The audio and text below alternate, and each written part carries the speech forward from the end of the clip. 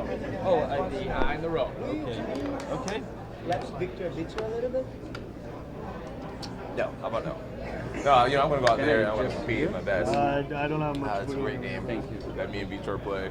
And, obviously both of us want to go out there and do our best. And that's what we're both going to go out there and do. Actually, I heard that some people are saying that this fight is not something for to support any of the fighters, just to enjoy a beautiful fight. What do you think about this? Wait, what was the first part of that question? Who said that? Yeah, I heard here, everyone was talking about this, that this would be a fight just to enjoy, not support anyone, because you were a modern hero, a modern champion, and Victor is champion. Old champion from the past. Yeah, I think in some ways it's important for everybody just to remember to enjoy the show. It's a sport that we play, and ultimately, we're here to entertain. And I'm just grateful to be here for all the fans, to entertain them and to show my art. And I'm going to go out there and I'm going to try to paint the most beautiful picture I can paint. And I think I owe that to myself and to all the fans. Let's take Hi, I'm from Brazil. Nice to meet you. Nice The to Brazil meet you. love you. You have a lot of fans in Brazil. Thank you know you. about this. Minotauro sent a hug for you. Do you know Minotauro? Absolutely, Mr. Nog. I had a great time, Yes. first of all, when I was in Brazil. For- I had great food. It's crazy. I got to dance. I went to a party at the... party? At the favelas. Do you go to And the funk music? I was Do you know they play funk music? I had a great time. Popozuda. I had a great time. Okay, for you, how is the number one for the UFC? Anderson Silva, Mr. Jon Jones, or Vitor Belfort? What's your question exactly? The number one from the UFC. Oh, Anderson Silva. I've made that pretty clear. Anderson Silva is probably the best fighter that's ever competed in martial arts, and his record backs that up. So that's why he's an idol of mine. And who will win this fight? You or Vitor Belfort? Me. Are you sure? I'm not sure, but I'm pretty confident that I will execute the way I'm capable of. Oh, give me 5. You are my friend because. Five. What's the key to beating Jump in, guys. Vitor? Jump in, guys. Go ahead. My last question. What kind of reaction do you think you're going to get on Saturday night? I wouldn't be surprised if I got booed, but at the end of the day, it's a sport, man. Boos are going to come with the territory, so it's okay with me. I think over a period of time, people will get over the UFC 151 situation and move forward. So if I get booed, I'm at peace with that, and ultimately it won't change anything. I'm still going to compete my best. John, you had an extended training camp due to the cancellation of UFC 151. Has that helped you? Absolutely. I'm a guy who pride myself in being ultimately prepared, and I felt like I was definitely prepared to go out there and put a good whooping on Dan Henderson, and to get three more weeks of training was phenomenal. I got to master my diet even more.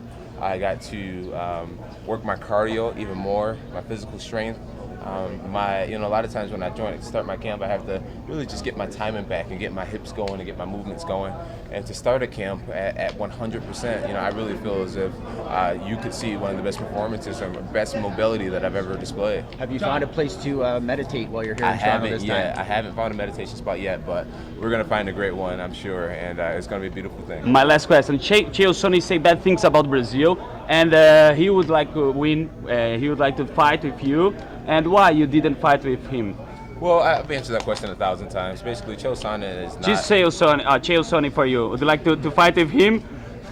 I think this is Chael. No, this is a game. What's the key to beating People Vitor? feel that Vitor is most dangerous in the first 2 to 3 minutes. Do you feel that at his age now and coming back to 205, does he still have that speed and is he still as dangerous as he once was? Yeah, well, a lot of times when I'm focusing on an opponent, I try to watch my opponent in their prime, and I believe Vitor was his absolute best when he, in his ages of being 19. Well, I think the competition he was going against, like beating Tank Abbott and guys like that, no disrespect to Tank, but I think I'm fighting a different level of competition.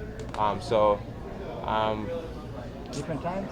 Different times, but I watch Vitor a lot. I studied him when he was at his absolute best, and kind of getting lost in my train of thought where I really want to go with this. I'm prepared for the best Vitor. That's what I've studied, and that's what I've worked for. Fighting the best displays of what he has to offer, and I think me fighting Vitor in his absolute prime we would have great matches as well. So I don't really think his age really has anything to do with it. Vitor is learning his style. I see progressions actually in his older years, but I'm prepared for the absolute best Vitor, whether he's 35 or 19. That's what I want to compete against the best. And John, I really best case think scenario. he's pretty good still. Very good. Good luck in the fight, Jones. Thank you, brother. Good luck. Can you do me a favor? Can you lose, please? I come from Brazil, please. Best case scenario, how do you plan on finishing the fight? You know, I definitely just want to finish the fight. How, I have no clue, but I would like to finish the fight. So, Talk about training in front of a couple hundred people today. What it means. It was awesome, man. You know, mixed martial arts is my livelihood. You know, even when I don't have a fight coming up, I just get so bored. I'm like, what am I going to do with myself? And being back in front of an MMA audience it makes me feel alive. And it's just, you know, whether people are booing or cheering, you know, just the fact that they're here to see, it motivates me and it inspires me. So I'm just grateful to be here to entertain these people. Johnny, about the beard. Will you fight with the beard or not? Can't tell you. You're gonna have to order that fight, UFC 152, and you'll see for yourself whether I came out with this nappy beard or whether I shaved it up.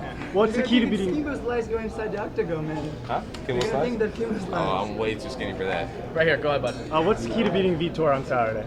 The key to beating Vitor is just to be me. You know what I mean? Go out there, believing in myself, having fun, moving my body the way I know I'm capable of, and just really just having that confidence in my coaching staff, my versatility, my seriousness, and my training. Your Just elbows. Put my elbows. You It's know. crazy. Can you show me your elbows in your face? No. It's not coming off. O tamanho So que eu tô just vendo. just believing in myself, man. When I believe and I have fun, I trust. Good things happen, and I have the utmost amount of belief in myself, especially with this extended camp. I think I'll do just fine. Two more guys. What if Vitor comes off like a raging bull like he used to?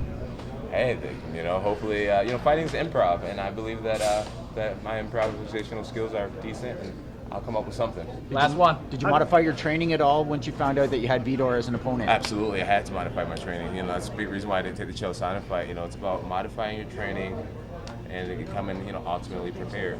Well, you said that you didn't bring in anyone special, so how did you modify the training? Well, I just had my teammates give me different looks. You know, I don't believe in trying to switch camps and you know, find a whole bunch of new trainers and all that stuff. I have the same exact program that I had since I joined the UFC, practically. Regardless of the opponent. Yeah, so, you know, I believe in trusting in your staff, you know, working together, always having a staff that's willing to learn and grow.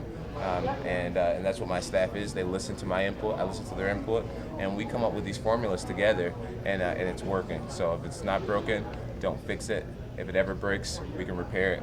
And, you know, I believe in the people around me. Thanks, Best Jeff. luck, champ. Do you have a Thank you. meeting set up with Danny? Tomorrow, guys. Oh, the last. Can I measure your wingspan? No. Can I measure you? Because